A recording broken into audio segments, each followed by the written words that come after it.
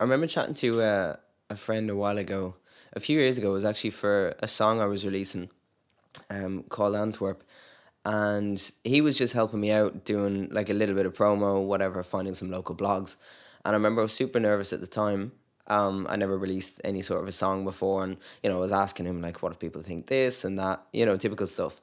And I remember him over and over again just saying, "Calm down, Sam. No one gives a shit. Like, no one gives a shit." And I'm not sure why, but that stuck with me like so hard and still does today. I think about that all the time. Literally, just about everything. Like, no one cares. Whatever I want to do, whatever, plans or like restrictions I feel like I have, I just keep thinking, no one cares. Just do it. Like, no one cares. In the grand scheme of life, really nobody cares.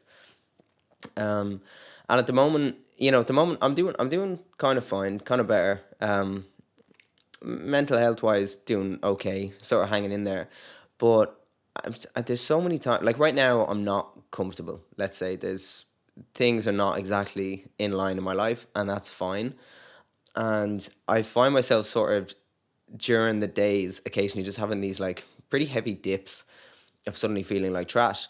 And it's amazing how just sort of attempting to train your mindset really can change a lot of things. Like, it's such a mental game.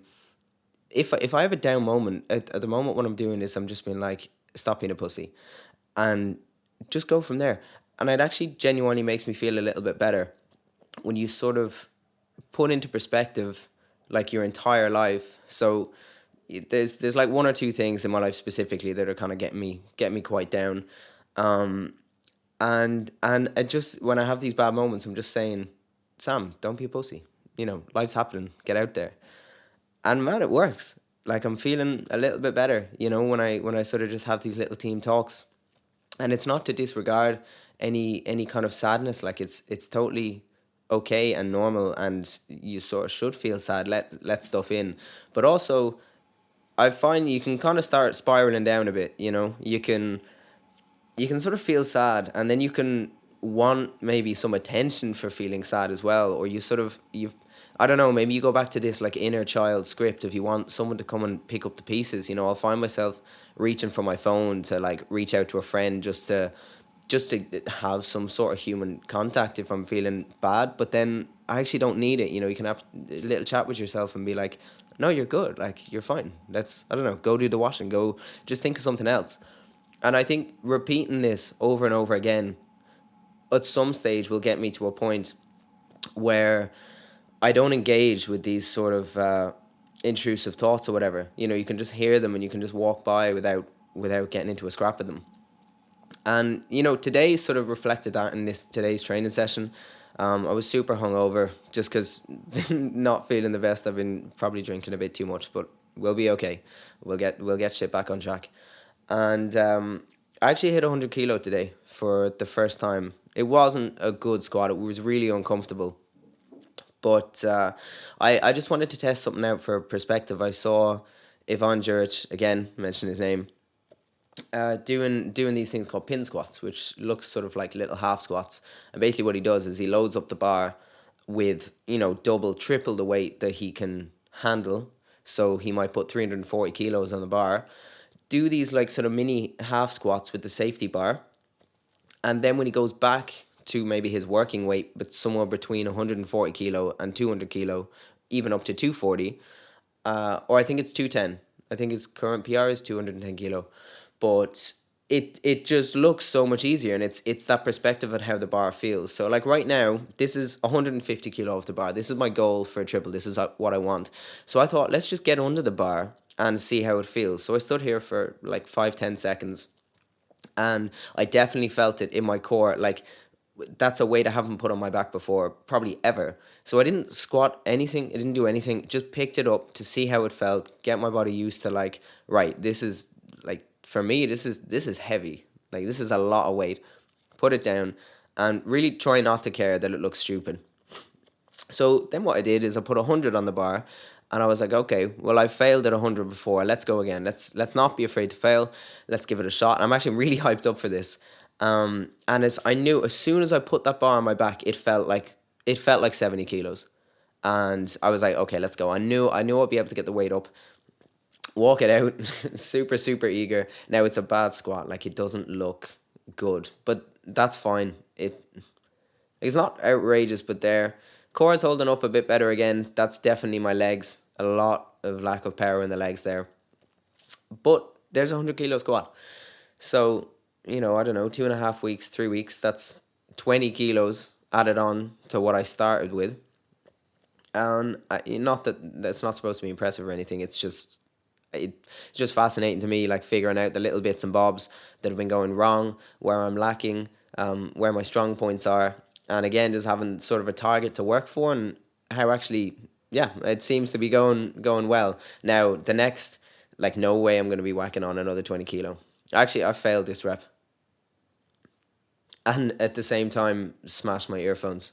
Actually, that, yeah, man, that sucked. I have my earphones are in my ears, but the charger, like the charger box for them, was just beside the rack, and the bar fell and then rolled on top of it, and now it's completely toast. So I need to get onto the company and see if they will send me just the charger, but I don't think they will. And also, actually, they're really old, so they might not have them anymore. Um, but yeah, so mindset seems to be 90%, if not more, of this battle. Um, and just keep like showing up every day, showing up, just doing it. It does like I felt like absolute trash going into this session, and I guess it was. I didn't feel good doing it, but after, like I can sort of look back on it and reflect. Like I'm watching this video now, and it actually looked okay. I backed off here. I'm not sure if I did a single here, maybe two, but this is 90 kilo. Um, and yeah, just keep showing up. And when you're having, like, it's totally fine to have dips all the time, and sometimes you definitely need a friend. Sometimes you need to reach out to a loved one and you need a little bit of help, or you just need to feel that support. That's totally okay as well. But sometimes you're also well capable by yourself to just say, listen, you're grand. In the grand scheme of life, like, you're having a dip, but that's fine. It's okay to be a little bit sad. You're not supposed to be happy like all day every day, and without the dips, maybe you wouldn't appreciate the ups just as much. um so be kind to yourself, but if you really do need, like, do reach out to a friend too.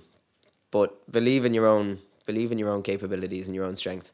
And if you keep showing up for yourself every day, then eventually you'll be hard as nails and nothing to get inside. But yeah, so these last few back off reps, this is 80 again. Tried to up the volume a tiny bit. So, like, I'm doing so many just singles to just get the power. Like, when I'm in perfect condition, when I'm feeling really good, just for one rep, how much power can I exert to build strength? But then at the end, I am sort of conscious that I'm getting absolutely no volume in. So very slowly, we're going to creep it up. We started with back off sets of 3, and now we're going to up them to 4. So this is 2 sets of 80 kilo again at 4. And then after this, I went on to do the usual. I did the glute press. Adding some weight onto that, that's feeling really, really good. So I'm interested to see how I feel on the next session, because I'm really trying to put quite a bit of volume in the glute press. It definitely works, man. I'm going to chat about this again, the core, probably in the next video, but the correlation between decline sit-ups with the hip hinge and a little bit of quad activation, the hanging leg raises, again with the hip hinge, and the glute press, which actually works like your back core as well. Like, all that, when you do like a bridge or say like a crab walk or something, excuse me, that you can really feel it like round the side of your abs, and towards the back, which probably doesn't get much work done at all. But anyway, that's the end of the video. So yeah, take care, and I'll see you in the next one.